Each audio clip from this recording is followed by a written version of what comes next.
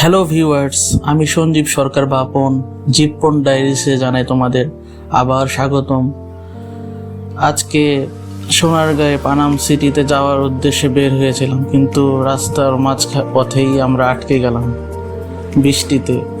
বৃষ্টিও প্রকৃতি আমাদের সাথে আজ মজা নিচ্ছে ভালোই। যেতে পারবো কিনা জানি না।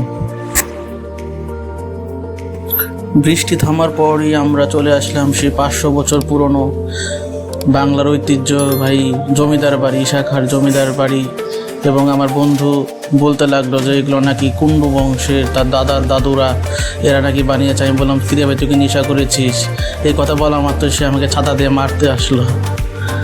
তো যাই হোক, তো এখানে আবার সেই কাপলদের মেলা, কাপলরা হাতে হাত থেকে ঘুরছে। আমিও আমার সঙ্গী অভাবে একাই ঘুরছি আমার বন্ধুকে সাথে নিয়ে। এবং মনে হচ্ছিল যদি এখানে কোনো একটা দালানে আমি জমিদারের বেশে চেয়ারে বসতাম এবং আমার স্ত্রী আমার পাশে হাত পাকায় বাতাস করতো, হয়তো খুবই ভালো লাগতো। তো যাই হোক, কপালে নেই।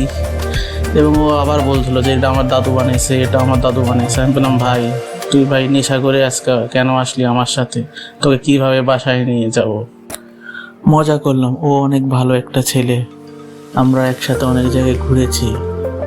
দেখুন না কীভাবে আমার একটা ছবি তুলে দেওয়ার জন্য ব্যস্ত হয়ে গেছে। প্রকৃত বন্ধুরা হয়তো এমনই হয়, তাই না? বাংলাদেশের প্রাচীন নিদর্শন ঐতিহ্য দেখতে আপনাদের অবশ্যই পানাম নগরে ঘুরতে আসা উচিত বলে আমি মনে করি। এবং ভিডিওটি এই পর্যন্তই। ভালো লাগলে লাইক করবেন, সাবস্ক্রাইব করবেন এবং কমেন্ট করে জানাবেন আপনাদের কেমন লেগেছে।